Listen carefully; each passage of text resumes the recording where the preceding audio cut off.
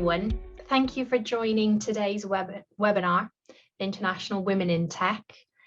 If I could ask you to all turn off your mics and your videos as well, if anyone has them on, that would be fantastic. And we will be recording this event. Great, I'll just wait another minute. I think there's a few more coming in. Lovely. If we could just turn off everyone's video, unless you're a panelist, that would be great. Thank you. Hi. Hi, welcome. I'm just asking everyone if they could turn off their video and their mic just for the panelist discussion. That would be fantastic. Any questions, please feel free to pop them through in the chat. We're going to have a panelist discussion where we talk about a number of topics. We'll have Q&A at the end, so if anything comes up at any point, any questions, just feel free to put them in the chat and we'll get to them towards the end. Lovely. So my name is Bernie Scott. I'm Director of International at BCS, and I'm joined today by 4 lovely women in the tech industry, both from the UK and Sri Lanka. So I'm going to ask Sandra if you could introduce yourself to begin with. You're on mute, so if you could unmute yourself. Yes, thank you so much for having me, and good afternoon to everyone, and good day to everyone joining from across the world. I'm Sandra De Souza from Sri Lanka. I work as a Group Chief Customer Officer at Dialog, which is a mobile telephony company in Sri Lanka, and that's my day job.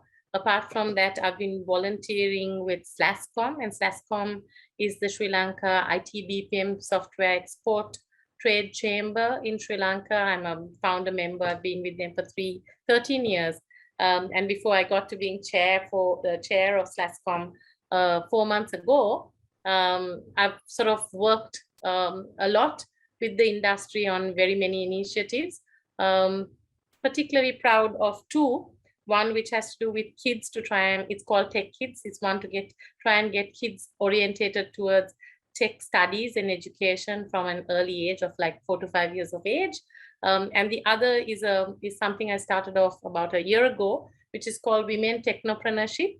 And that's to kind of try and encourage women in business and women to take up IT and business, and also as undergraduates when they're coming into the workforce, to try and encourage them to get on the path of entrepreneurship as opposed to joining the industry as an employee. So yeah, that's it about me for now, and we'll chat a little bit more as we go along. Thank you, Sandra. Sharon, could you tell us a little bit about yourself? Yeah, so hi folks, Sharon Moore. For a day job, work for IBM in the UK. I'm our CTO for public sector, so sitting across all that IBM can do from a technology perspective, but also from a services perspective, and looking for opportunities to be able to help public sector make the most of technology, really.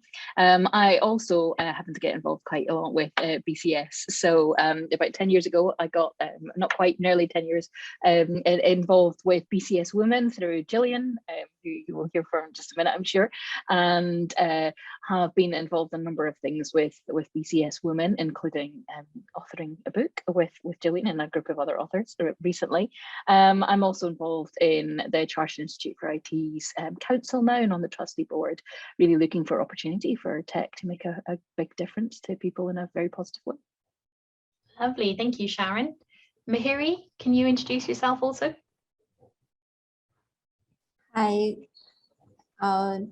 Thanks for joining with us, everyone. I'm Mihiri from Sri Lanka, and I'm a program manager in National Development Bank.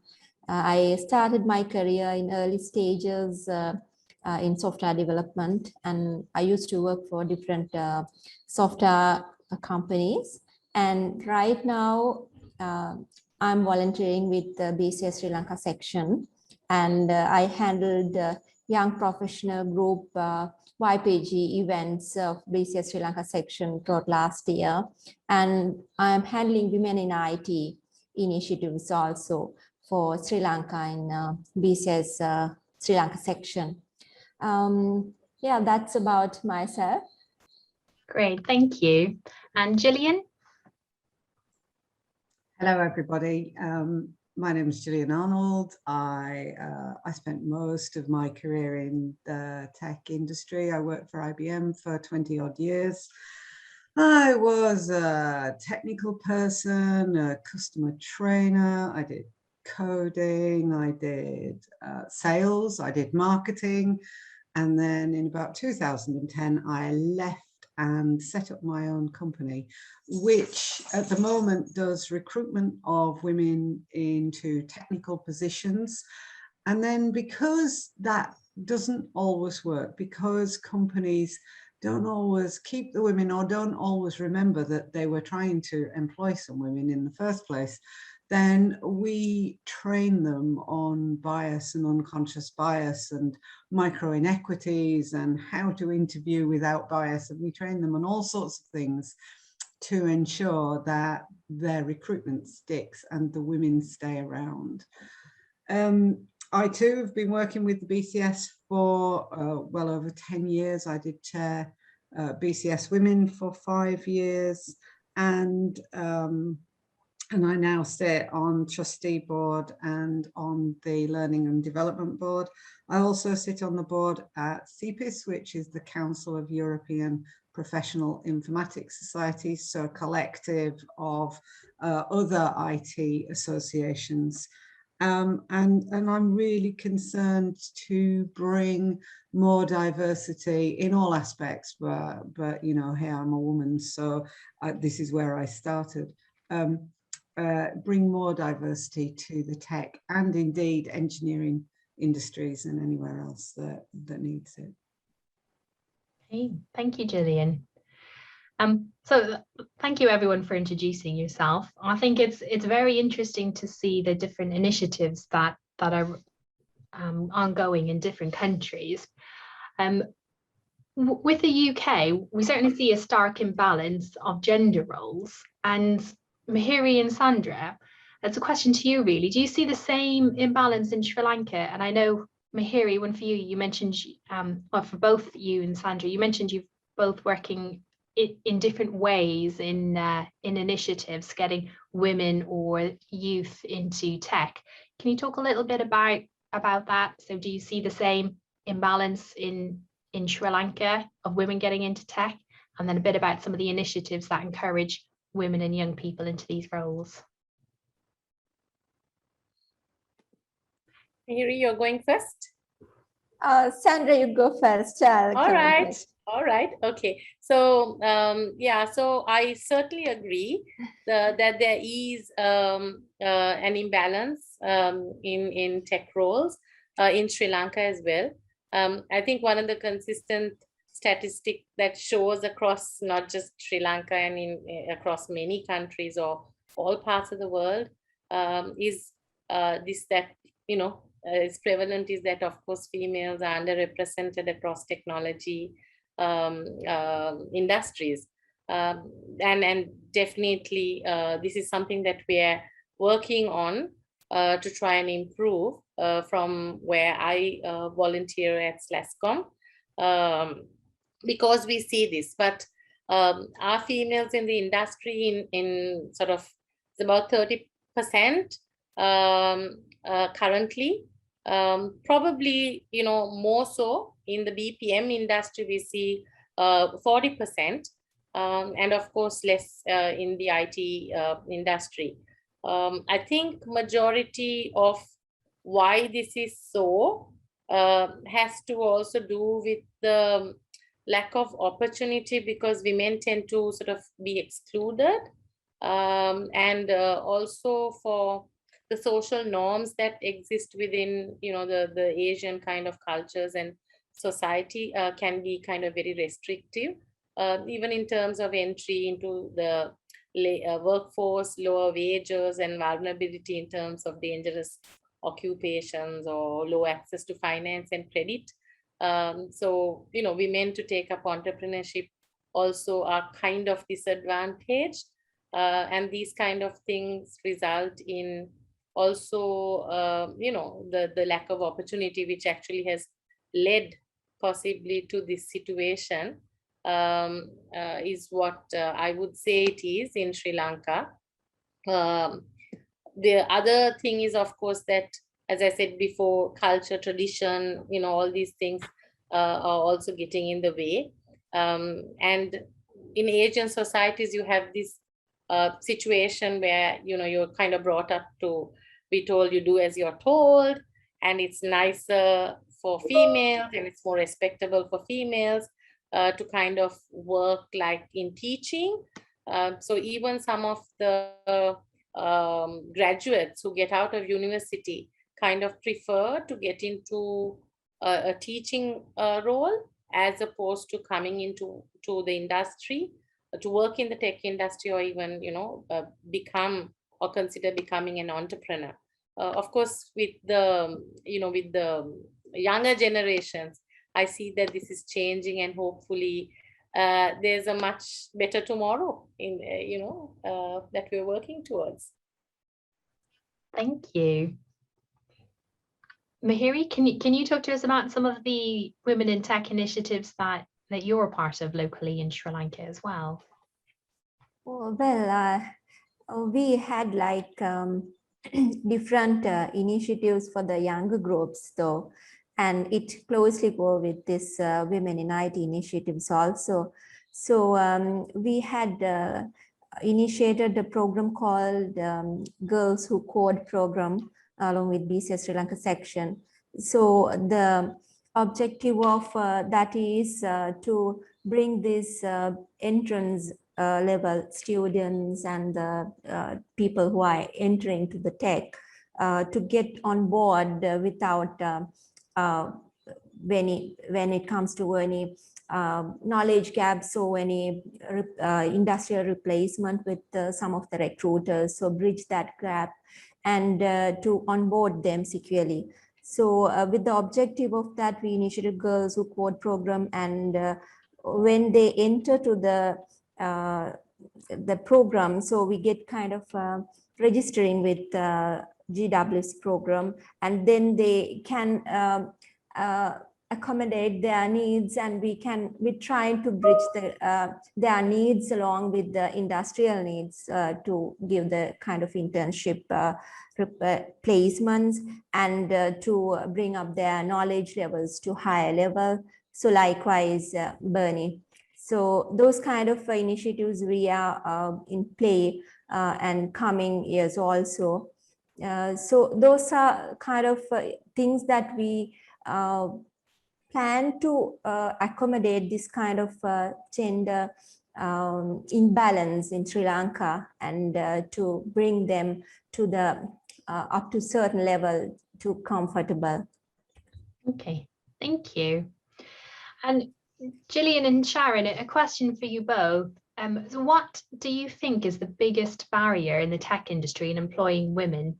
So both from an early careers perspective of getting into tech, and also we've had a question through from somebody who's coming back into it from maternity leave. So those who've maybe just starting out, or those who've had a bit of a gap in their career. Julian, do you want to start? Sure, I'll start. I think there are probably two barriers. One is us, and I absolutely don't want to pathologize us and make it the female problem, because it's not. But one is definitely about, we don't have the guts, and we do need to be incredibly brave and believe that we are amazing, and we should believe we're amazing, because everything's much harder if you're in a minority. It's much harder to be believed. It's much harder not to be challenged. It's just much harder, which is why there is a glass ceiling, because we're constantly being doubted. It's much more likely that as a female you'd be doubted. Your judgment might be questioned. And so we need to be braver. because somewhere along the line, we need to be saying to ourselves internally, I can do this. If there's any little voice kind of in your ear going, you can't, you're rubbish, you're not good enough, you need to quell that. So part of it is about us. The other part of it is about finding support within the industry. Now that, I think, belongs to the men, and I think it belongs to the men because they are in the majority. So it's their job to be our allies and to help us fix this. It isn't our job to fix it all. And the barriers then are about attracting women and retaining women once we've got them. So initiatives like Mihiri described at the front end, bringing girls in, are just the very start of it, because then there's how do you get them from school through to university or to an apprenticeship, and then how do you get them to stay once you've got them into the organization. And I think that's the biggest piece of work that we need help with from our men friends. Thank you. And if I just add, I see the question that was in the chat sort of expands on that a little bit as well. So I've got two different ways of looking at things as well. So a thing that came up in a conversation we were having last night, parents are hugely influential as well. So there's a challenge there about helping parents understand that tech is a good place for girls and a good place for women. So I think anything we can do there to influence is a brilliant thing. And I think that means also that the men have to influence, not just the women. So that comes back to Gillian's second challenge. Reading a little bit more about some of the detail behind this for a particular individual, I think the tech industry needs to get a bit better understanding as well that actually bringing other disciplines into technology is incredibly beneficial for us as an industry. We bring more rounded people, we bring people with different experiences. That's partly what diversity is, isn't it? It's about the fact that we have learned in different ways, we've experienced in different ways, we have different needs, we have different values, and we've different behaviors. And so actually potentially the industry needs to get a little bit better at looking at people who've got slightly different disciplines, particularly if they want to get more technical. I think the industry is getting better at setting up academies to help women in particular, but not just women, retrain. So there are a number of those around. If you're in Scotland, Code Clan is the place to go. But I appreciate that. I think I'm possibly the only person from Scotland, and I'm the only not even in there right now. I'm in London. Yeah, I think there absolutely are the abilities to retrain, get more of those skills, and to Gillian's point, we just need more of that. And it's not even confidence not necessarily the right word, but more that just self-belief, because I think that's slightly different. Yeah, man, just on something that I think Gillian mentioned a moment ago about getting in early with girls in school. I've got two young girls myself. One's just started primary school, and they've actually removed the tech element from early years education this year, which seemed very bizarre to me. But speaking with somebody in the tech industry, they had really good advice about actually you as a parent have a lot of power as well, and you asking questions of what they're going to be doing in tech, how they're going to be teaching your child, to get them interested in seeing it as an option from an early stage. So we do have a lot of power for the next very young generation as well. Gillian, I think you were going to add something. Yeah, it was just something that Raman Sen said about, I've got all these other, oh no, hang on. No, it wasn't. It was, oh no, it was Iman. Iman said, oh, I've got tech, finance, insurance. The thing that we're moving towards at the moment, stuff like robotic process engine,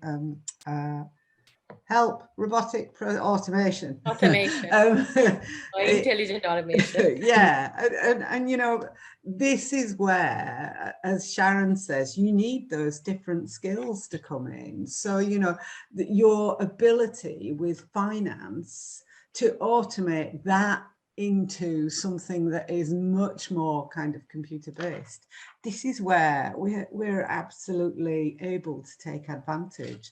So I think we need to jump in there with both feet, and again, believe that you can.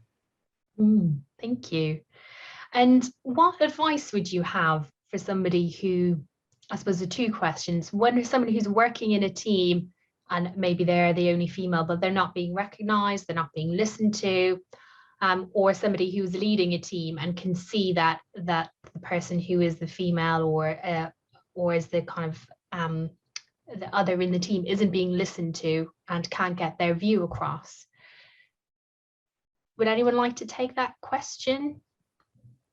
Sandra? I'd like to, coming from my own experiences over the last 33 years in the mobile telephone and ICT industry, and also what I see from the younger people and what I see around me. What I find is an issue is that women, when we speak, somehow people are listening, but we're not heard. I've often found that I say something and everyone either just goes ignored, it's either ignored or someone nods their head and it circles back. And the male, one of my male colleagues would say the same thing and then everyone's acknowledging.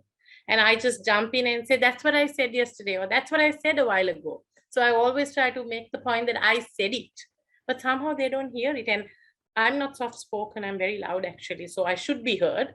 But somehow that's why I feel that they don't hear you, although they listen.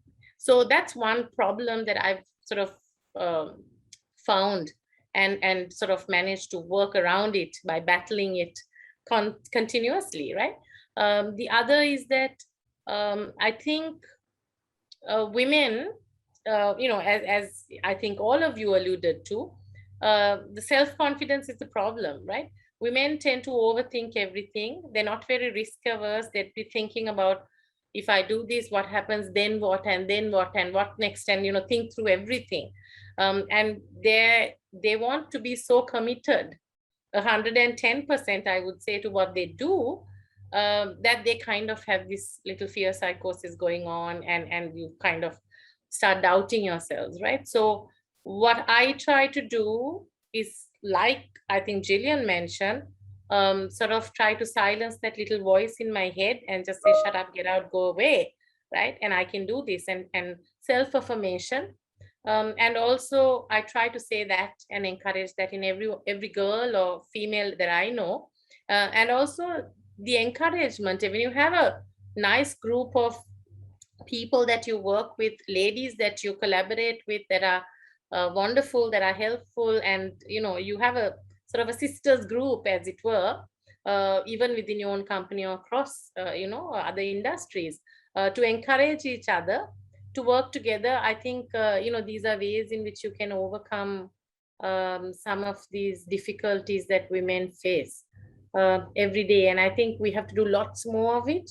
Mentor other young girls, encourage them, and that kind of helps. And one other thing is, I try not to think of myself as different. So even now, because I'm the chairperson, I don't, people always call me chairman, or they just forget the whole female part of it, right? But I don't think too much about it. I don't let it bother me. If someone sees me as one of them, like part of the male colleague gang, I don't mind, right? Being male or female is not a big deal to me. So it's a mindset change, and then you work through everything else just like they do, and things get better. Okay, thank you, Sandra. Does anyone else want to come in on that question, add anything in addition? One question. Can I, Bernie? We covered this at length last night because we had a BCS Women call on pretty much the same concepts or points it was, and that was this micro behaviors, how within the workplace you are doubted or not heard, or your ideas are not given value, or somebody else takes them up, and how maybe the conversation, which is maybe not work conversation but social conversation, doesn't include you or doesn't include the things that you like to do, and how that very subtly makes you feel like you don't belong.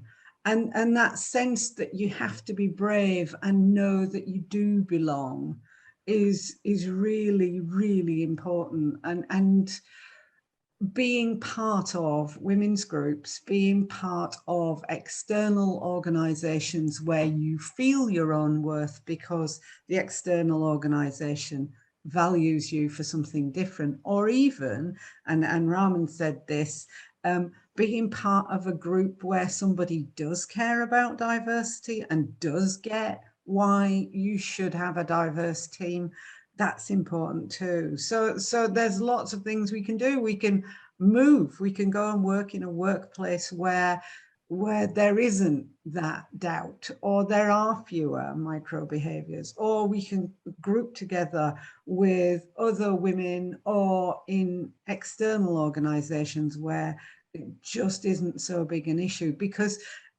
otherwise, if we don't do that, we are going to believe that we're not worthy, because we constantly getting these micro behavior messages that tell us we're not worthy and we're not valued. And so it's really important to move on and find somewhere where your true value is appreciated, because then you can be braver, you know. Yeah, that's really interesting. So I think the key takeaway from that is connecting with. Sorry, Sharon, do you want to jump in there? No, you finished, and then I'll add what I was going to add. Fabulous.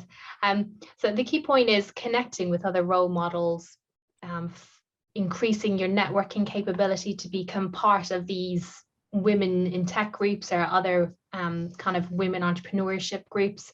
BCS have a number of them available, as well as a mentorship program as well. But it's one of the points that you mentioned was very interesting about, you know, if you're in a situation where you don't have that diverse element, you're not being listened to, you can leave, you can go somewhere else.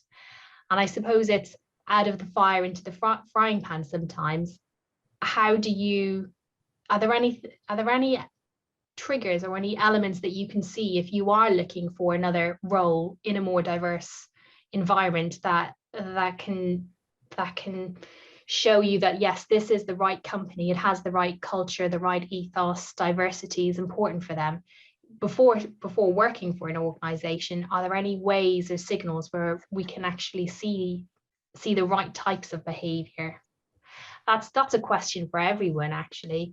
If there's any tips of when people are looking for jobs in a diverse environment, what they can look out for to help them land in the right culture, in the right company. So I'm going to sort of take the opportunity to sort of follow on from the previous point and then answer that question as well.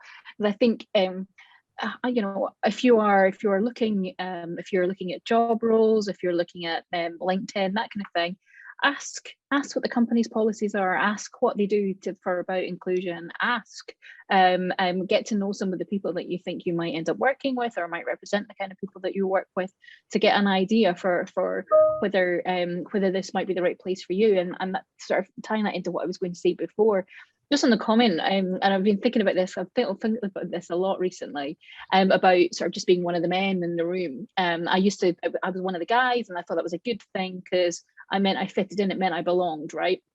But if you look at Catalyst, a brilliant organization about getting women into leadership, that kind of thing, and diversity, they define inclusion as that balance between belonging but also being celebrated for who you are as an individual.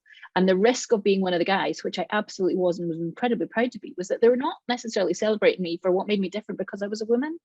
And actually the reason that we're more successful when we're diverse is because we are different. You know, it's almost like me saying, well, you know, I'm all right with Black people working with me as long as that, you know, they pretend that they're white and I'll, you know, their white characteristics, and then maybe they can slowly start to let me, you know, understand a bit more about their Black experiences. You know, no, they're Black and they're different and they belong for us for lots of reasons. But that person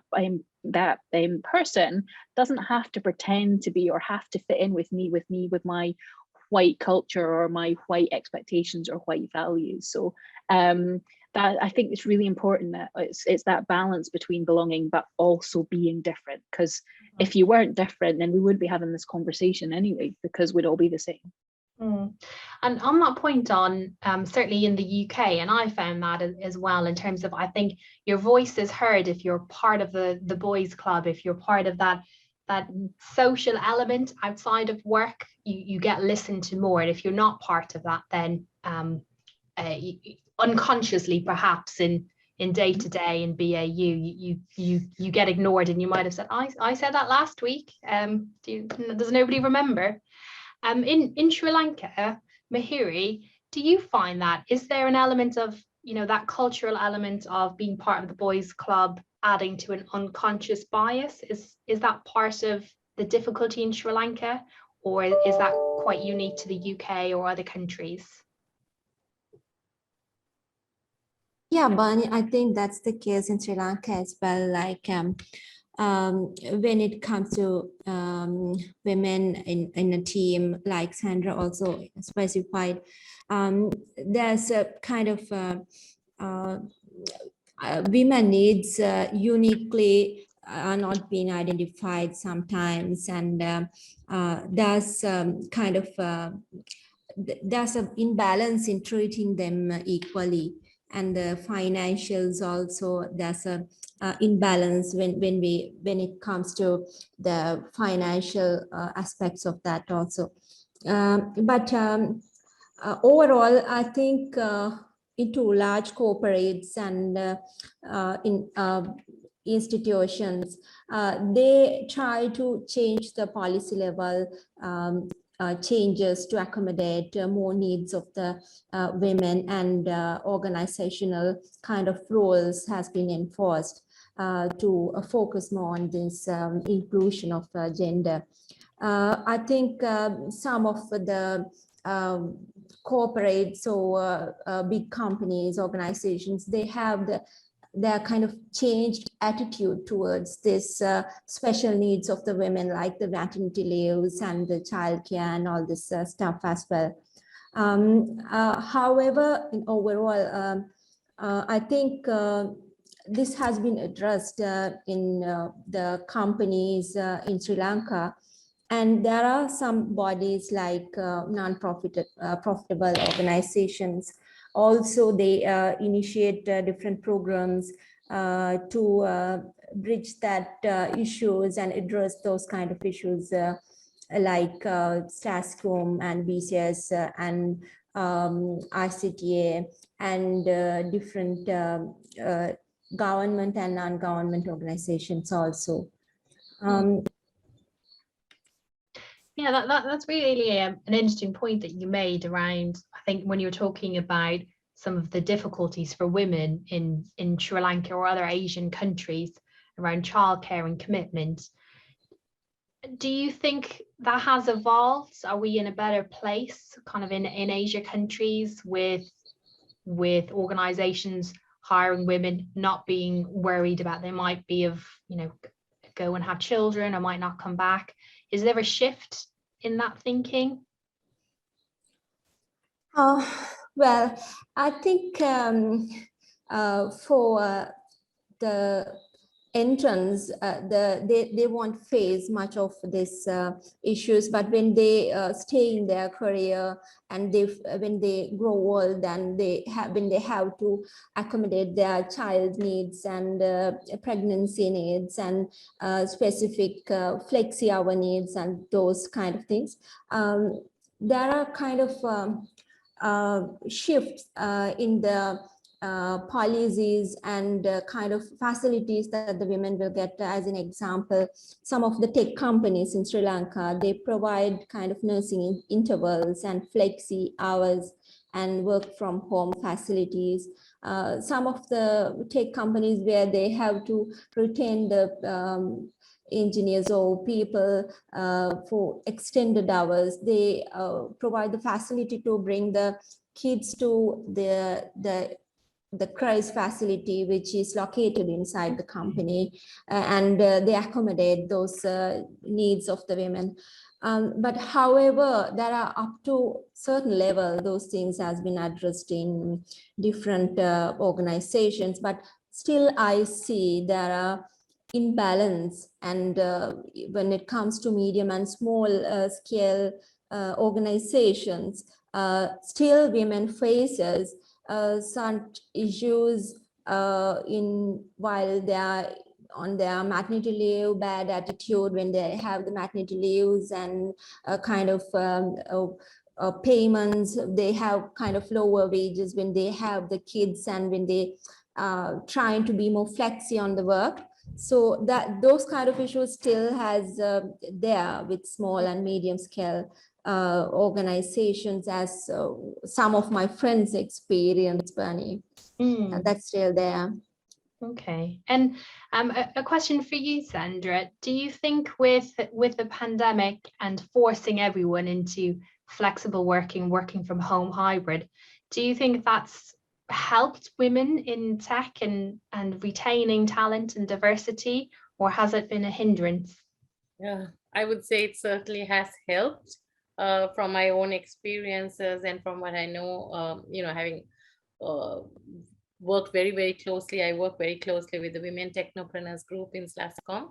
And from what I hear from the member connects that we do with our industry colleagues, it's been really extremely helpful. For one, the remote working environment allows the females in the industry to not waste too much time getting back and forth. Even getting dressed would probably take another hour. So it's all time that's saved, and you can jump right into work.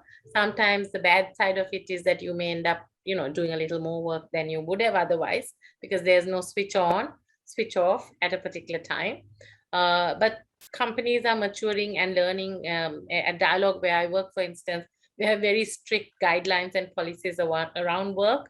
From meeting to meeting, we need to have a small 15-minute kind of break to flex around. Lunch times already set in. We have a group-wide, so where a company works across the region, about 9 countries in the region. Group-wide, we have Wednesdays, which is the afternoon session of Wednesdays, no meetings day. I'm trying to stretch that all the way to the morning hours of the Wednesday. So it's like an entire Wednesday where you work by yourself, read up stuff and do things by yourself, time for creativity and so on. So I really do believe that it has got so much more easier for women, especially if you allow them to work flexible hours within that 24-hour window. Luckily, I've had that opportunity all along, working with the company the last 2 decades or more. And I just want to be able to stretch that all the way across all the women, and also influence the tech industry through SLASCOM to be able to also adopt these new working models that are encouraging for women to be productive, but yet to also get peace of mind, to have peace of mind and be happy, because they are also getting other things done. So at SLASCOM, also I'm trying to slowly tell everyone that we need to encourage, like at Dialogue we do, to say that you come first. So if you, if you're happy, if your family is taken care of, then work will be so much easier, because you're a happier person with less trouble, and hindrances getting to work. And that will be the most productive self you bring to work. So that's what it is for us. And hopefully we'll sort of ease into this becoming BAU and allowing to nurture the best in women and everyone else, actually males as well, to work better. Because with the pandemic, we've all learned that we need to put ourselves and our families and our relationships first, and work is dying over work, and earning a lot of money or progressing in your career, you probably never live to see the day when you're going to enjoy all that, right? So relationships have become precious, and everything's changed, with how we prioritize everything around us as human beings now. Thank you, Sandra. Julian, did you want to come in on that? You're on mute, Julian. Yeah, I do want to come in. There's a concept that is coming to the fore. It's It's been around a while. It's called The Mental Load, and it's about how women take a huge amount of the mental load. So you could see the mental load as being the woman knows how many toilet rolls there are in the house, or the woman knows how much food there is in the fridge, or she's the one who's thinking about booking the next holiday, or who needs which piece of the school uniform replacing, or whether her husband needs a new pair of shoes for work because those ones he's got are looking scruffy, or whether the grass needs cutting. And that mental load, and it kind of fits with what Sandra was saying about, you know, we can work at home and we can have it all, and we can do, you know, childcare and work at home, and accept that mental load and all of the additional work that gives us, it just wears us out, and we're all going to be dead before we're 50.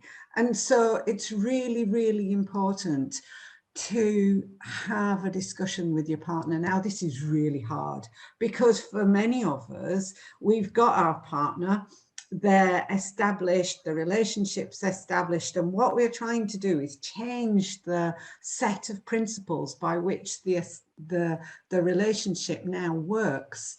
So the easiest way is, before you get your partner, you lay the law down and you say, look, I'm not going to be the one worrying about food, school uniforms, toilet rolls, but I will worry about whether the carpets are wearing thin, or whether the sheets need replacing or changing. And so you share out that mental load and the work. And as I say, it's easier to do when you're not in an established relationship. But again, this is being brave and going, hang on a minute, how can I be hugely successful if I've got all of this extra stuff to worry about? And remind your partner that in 10 years' time, you might be the chief breadwinner. You might be the head of SLASCOM. You might be the head of BCS Sri Lanka.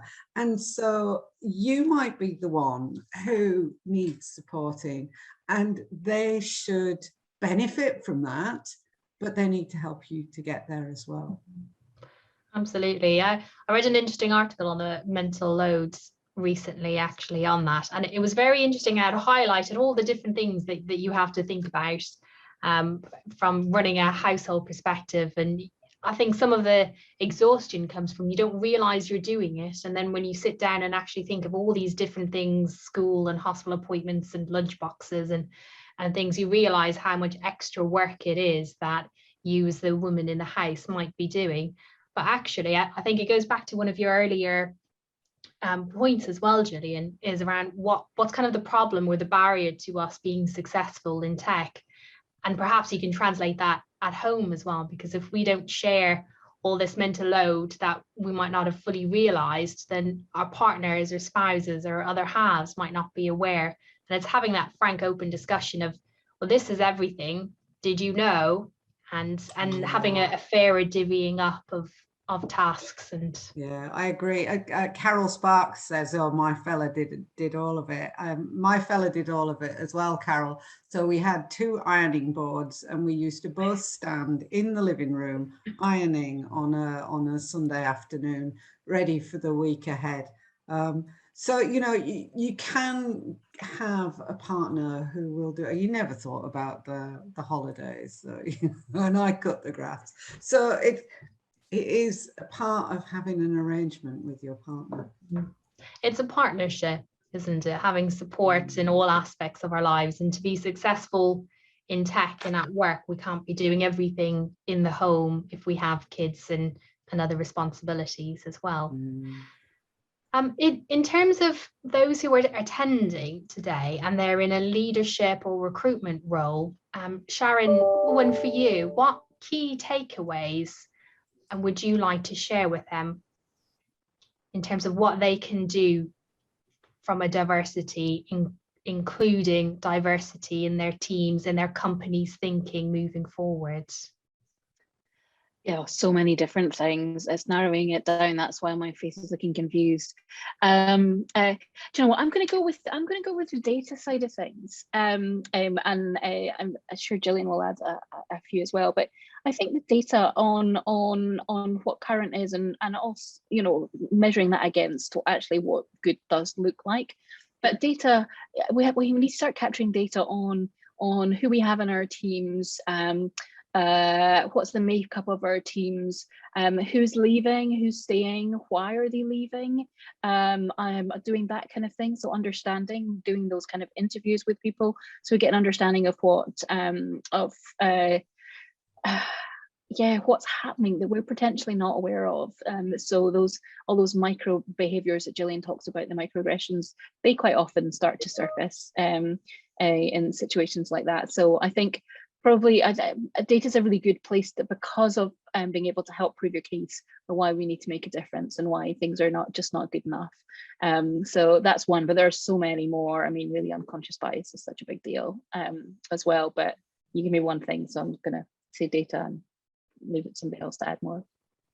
And Sandra, if you could pick one thing around any tips for someone in a leadership or recruitment role around recruiting around diversity or having it as part of the conversation, what would it be? Yeah, so I think, you know, finding those that are passionate, male allies included, and the female within the organization or whichever movement you're in, to rally around and to be that advocate, to consistently work on passing this message around on how you succeed. So for instance, right now, you know, I'm happy that for Dialogue, I've been able to get on this Great Place to Work journey. And just right now, we've been recognized as the top 10 great places to work for women. And getting there was not easy. So it was first about, you know, getting everyone orientated towards diversity in all forms, not just gender, but everything, and being conscious about it, being able to appreciate. So it's like a shift in mindset, and first to work on that, and then to work on a couple of initiatives that will progressively get you there. And that is all about equality, about fair, about being just, about being honest, just being responsible, just being a good human being, about being kind. And I often talk about the fact that we need to pass on this message about the fact that in the home, the mom or the mother or the woman takes center stage, makes sure that everything goes right for everyone in the family, has the best interest at heart. And why cannot the same woman be given the opportunity in the workplace to work her magic? Because imagine how much more better the workplace would be if we can actually bring in that parity and bring in all those wonderful things that women bring to the table to succeed. So that's my story, and that's what I try to work around. Because naturally, I think we are born leaders, women, because we take on the role of being the mother and kind of, you know, making everything work. And that is how every single one of us, male and men and women, if we are successful, we owe a lot of that to our moms, right? For the good work they did in our growing years. So I kind of think if people can accept that and respect that and be more accommodating and helpful, that's you know, a place to start with. Thank you. So I think we'll move on to the Q&A now. So please feel free to keep adding in any questions into the chat, and we'll try and get through as many of them as possible. We've had a question through from a woman who's been in IT since the 1980s. And she's just saying that sadly, a lot of what she's hearing today are the same discussions that she's been having throughout her IT career. And she's got a question for everyone about what do we actually think has improved? So this is a question for anyone and everybody that would like to join. What has improved over the last few decades? I think the less subtle bias has definitely reduced.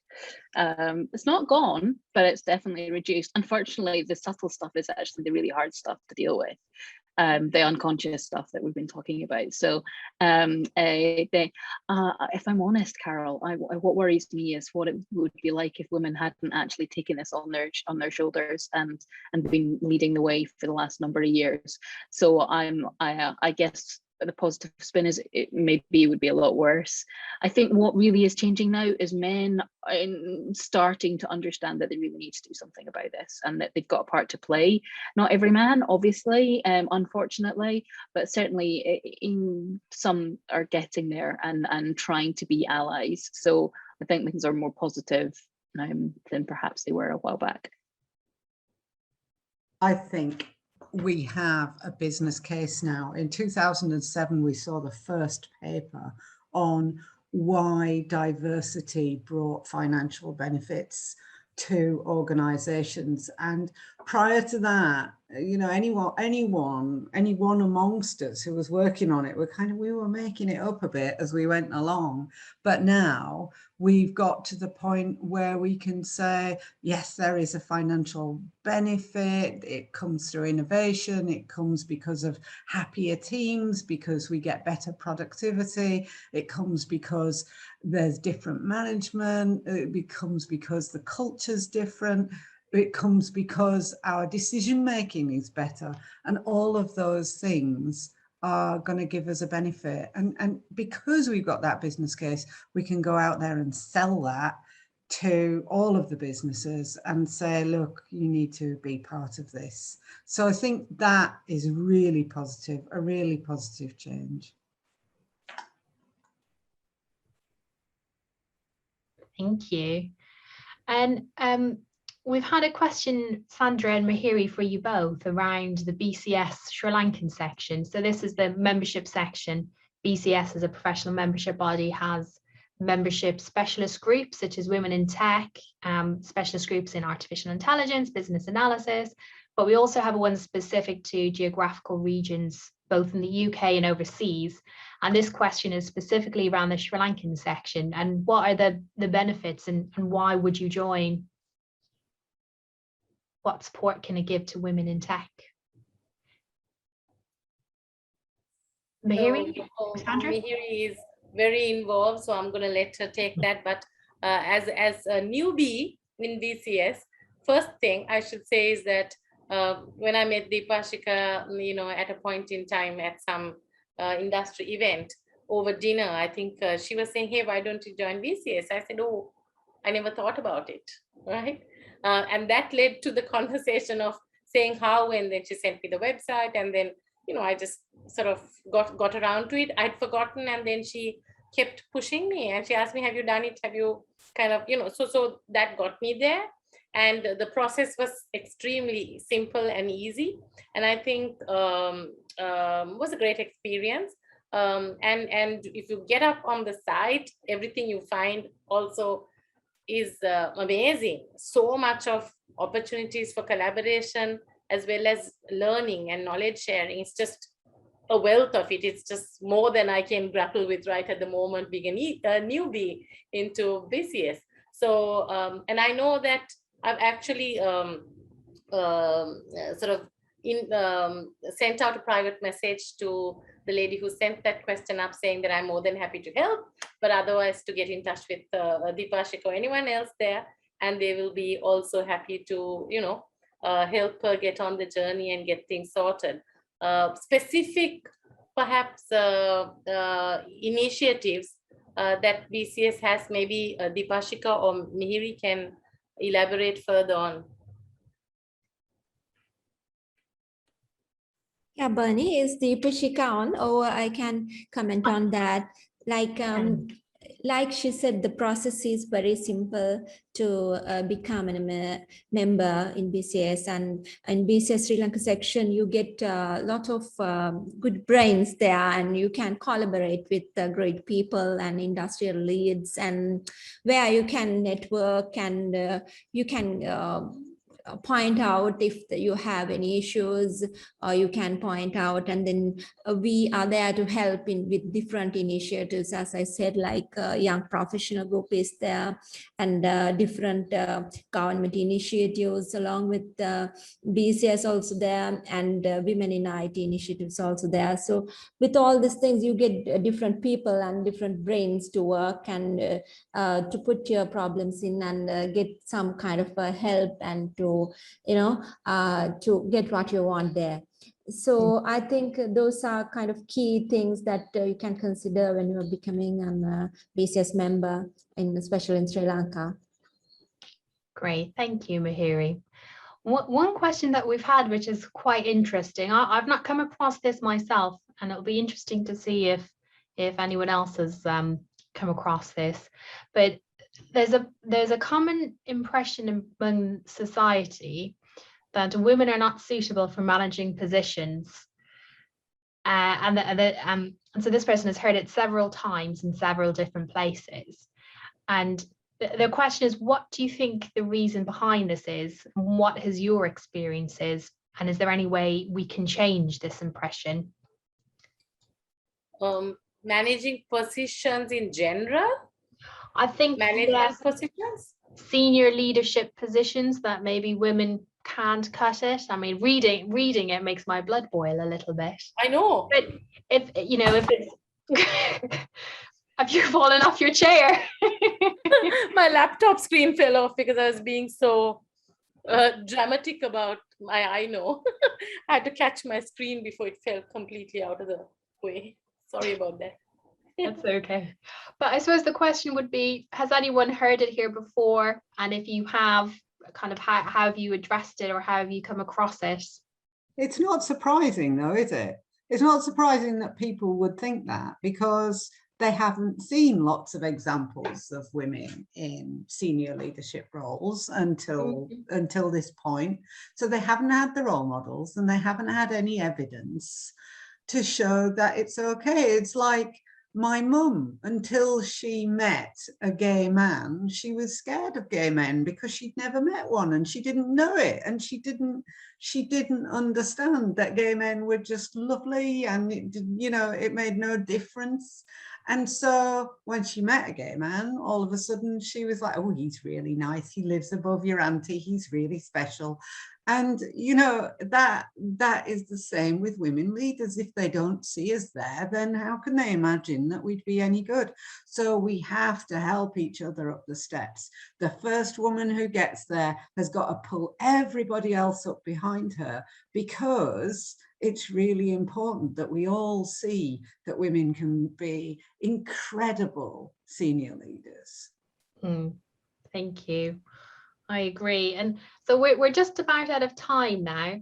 And I think, to sum up, it's been a really interesting conversation about the differences of the differences and, I suppose, the same experiences that we come across regardless of where we are in the world. That the problem is both women, us not believing in ourselves and maybe being a bit too modest when we want to shout about our accomplishments, and then the lack of support that's starting to shift, I think, in the industry from the male perspective side of things, and them seeing the value in diversity across the organization. I think as well, probably one of the key takeaways of what we can do, continue to do, is around mentoring and supporting each other, as I think everyone has mentioned here today. If there was kind of a key takeaway that everyone would like to share from today's webinar, feel free to share that now. Sharon, would you like to go first? Yeah, so I just want everyone to remember that they are special, that they bring their own skills, their own capabilities, their own experiences, their own doubts, but they're hopefully your own joy and hopes as well. So you are special. Don't let anyone tell you that you are not. And I really wish you the very best. Thank you, Sharon. Sandra? I'd say you are a brand. Building up on what Sharon said, you are special, you're a brand. Think about how best you present this brand to the world, and how you show up your value. So that, and also don't feel shy or afraid to ask for help when you need help. When you don't know something, everybody else doesn't know something too. And there's absolutely nothing wrong in failure, as long as you don't make it a habit. You fail, you move on, and that's the only way to progress in life. So I'd say just remember all those things, and then that's good advice that someone can take from my own experiences as well as of others that I've consistently heard say the same things to me. Thank you, Sandra. Mihiri? Yeah, I think then we think that we are girls or we are women, that we are left behind, or then other than that, we think like that, what we can bring into the table and what is our intellectual capacity matters the most. Not that we women or men or whatever, our capacity, especially in tech roles, our intellectual capacity that matters.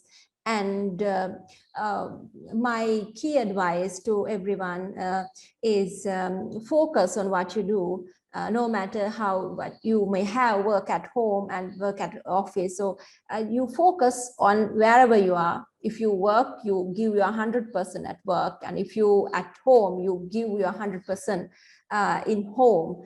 I think that's kind of a success factor that you can practice. Focus on what you at your hand and give your 100%. Doesn't matter whether you a mother or daughter or whatever, your intellectual capacity is appreciated everywhere. Yeah. Thank you. And finally, Julian. My takeaway would be helpful to one another. Be allies to one another, really support one another, to the point of, if you get there first, bring everybody up behind you. But in doing that, in being helpful to one another, you've got an awful big bank of favors owing to you. And so when you need support, then it'll be there for you too. Thank you. Lovely. Thank you very much, everyone, today.